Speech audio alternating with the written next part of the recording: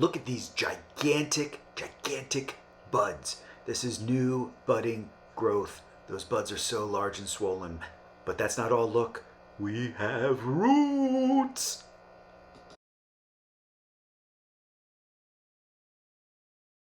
I want to give you a quick update on my propagation of the Canadale Gold Euonymus. How do you like that? I said it right this time. And if you remember, this is a variegated Euonymus plant. Looks pretty gorgeous.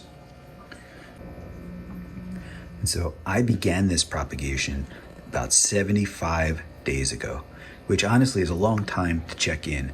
But one of the interesting factoids here is that, so it was early November in my time frame here in zone 6.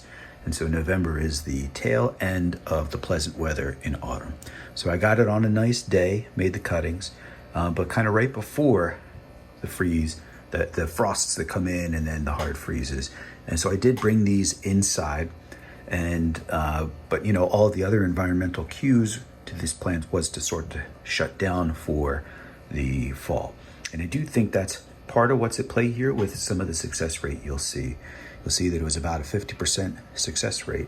There are 12 cells total, 6 are empty, 6 have really good looking plants. And let me show you what I mean by really good looking. So this one on the end here is a great example. You see brand new budding.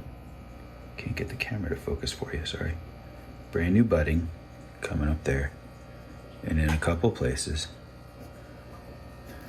same thing going on in each of these. Like, look at this apical bud here, looking great.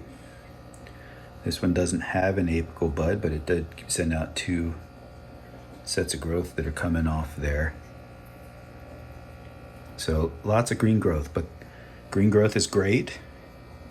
But what gets me really excited are roots.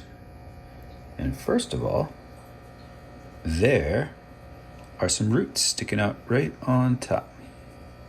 So that's a great sign.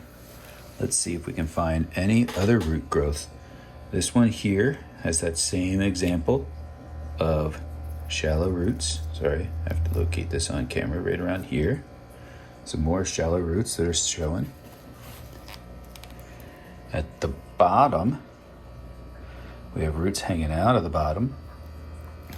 And then we can see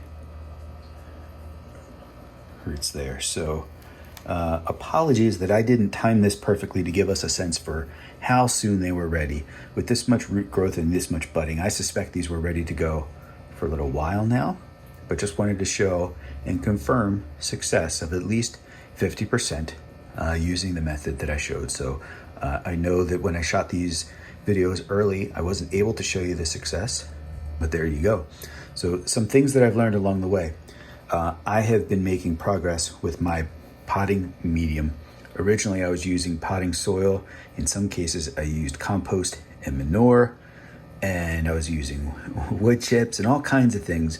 And what I found is that I wasn't really striking the right balance of a light, loamy material that was going to drain easily. I have a lot of materials that are retaining moisture.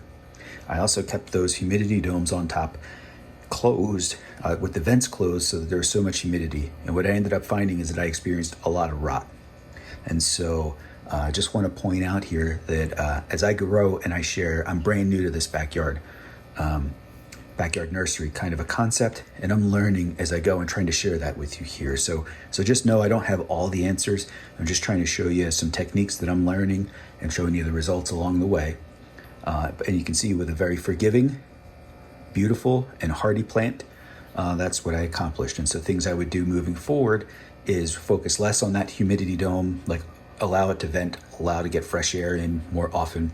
And I've been switching my planting media to include a lot more coconut coir and also some perlite and things like that. So those are the lessons that I would provide, and just wanted to share the great news.